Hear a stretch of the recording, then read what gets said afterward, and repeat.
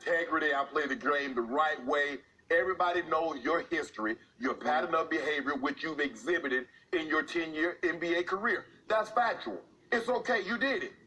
You tried to be sneaky about it, but that's the thing about Skip. Now with the way television is, they have cameras on everything. You can't get away with anything. You remember, good point. You remember back in the day, Skip, guys would do things. No, I agree. Oh, he did it. Well, I don't see it on tape. Yeah. Now there are so many cameras, even in the bubble.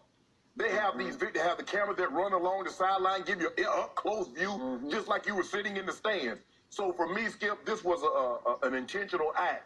And it marred what was a great game by the Clippers.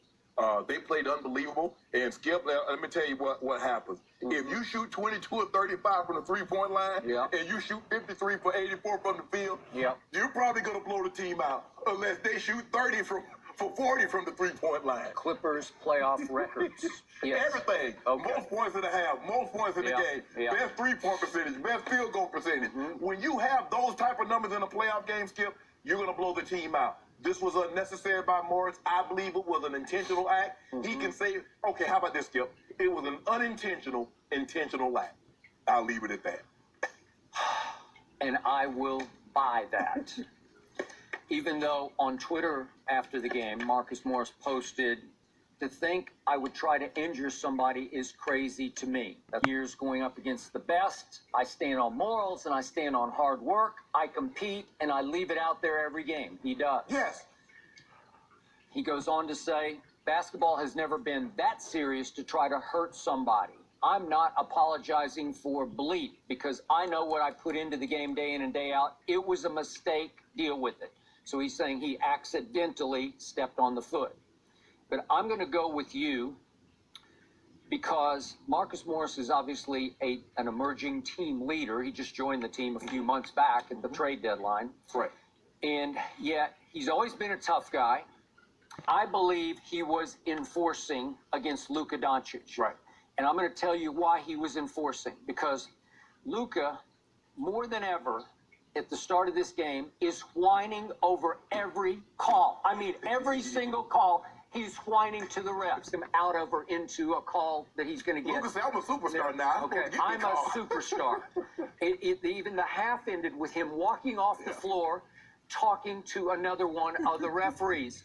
After a while, I tweeted, just play. Just play. It's okay. You can argue one call or two calls, but don't whine every time.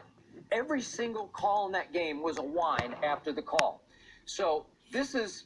Again, they got physical with him. And by the way, after I campaigned on Monday that you have to occasionally just throw him a curveball and trap him, they trapped him some. They did. At half court with some of the bigs, they would run at him and just say, no, get the ball out of his hands. You got to give it up. And he gives it up because he's a passer by nature. Right. He's like LeBron. He's born to pass the basketball. He only wound up with 4 assists last night. And by the way, he had one of those shooting nights that is regrettable because what did he wind up? 6 of 17, 1 of 6 from 3. And did you notice his first three-point attempt of the night? It hit nothing but air. Another air ball, so he shot 3 air balls on Sunday and another air ball last night, 1 for 6. And I don't want to bring this up because I'm talking about the regular season, but no, just in the bubble. Well, no, just in the playoffs so far. He's making a grand total of 34%, which for him is actually a hot streak. That's pretty good. That ranks 69th of 84 three-point shooters in the playoffs, which is pretty terrible. That's tied for 7th most misses. Free throws, he's down to 68%. He missed 5 more last night. He has missed the most free throws of anybody in the bubble. Actually, how this game has always been played. Well, Skip, that's kind of like, that's hockey. That, you know, you got your enforcer, you got your goons, that if you mess with the Lemieux or you mess with the Gretzkys, you're going to have to deal, the Sidney Crosby, you're going to have to deal with the team's enforcer. Now, Skip, this goes back. You remember Kawhi had that injured ankle, and you named it. He did that intentionally, didn't he? He slid a size, what was it, 17? He did. A size 17, he slid it right underneath Kawhi as he came down from a jump shot, and actually he landed on it, and boom. Kawhi has an injured ankle. He was like, well, I was just going to contest. No, you didn't. And remember, offensive rating in the history of basketball. Guess who was the second-rated offense in all of basketball this regular season? Right. It was the Clippers. Yeah. I forgot about that. Whoa. So best defensive team, second best offense. that means that equals NBA championship. So let me ask you a question. So why you finishing in not the number 1 seed? Well, because our guys were gone most of the year. You know what, Skip? I need y'all to stop this. Yep. I need you, and we're gonna talk about Doc a little later. I love Doc. But you can't say, Skip, when you lose, we haven't played together, but when you win, we've had great ball movement. Whoa! They're just figuring themselves out. Man, stop it, Skip. Stop. And by the way, underreported last night. Did you see that guy who played the whole second half? Do you remember that guy who hasn't been in the bubble until about 10 days ago? Oh, Trez. Yeah. That guy Trez, the beast of the West. That guy. Did you see what he did? Look at those numbers he put up. How about that? How about 19 and 11 in 22 minutes? You like that? Oh, did you see what my guy did? AD? Which guy? So let me ask you a question. Whew. You want Trez? So you got Trez? You got Trez, or you got AD? I got Trez coming off the bench because I got Big Zoo who's going to bother your guy. You got to stop and bother him how? Bothers So him. what he gonna do? Blow in his ear? Thump his ear or something? That's the only way he gonna bother him. He can't bother that shot. Whiteside can't bother the shot. Nurkic. This was a tour de force. Skip. You saw it. Skip. You were afraid of it. First of all, AD played 18 minutes. LeBron played 28 minutes and shut it down. And we get a 135 spot. Kawhi scored 32 in 29 minutes. You like that?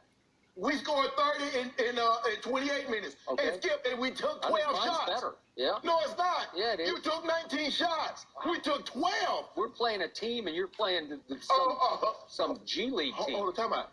If I'm not mistaken, it's not like the Mavs were the number 2 seed. They're the 7th seed.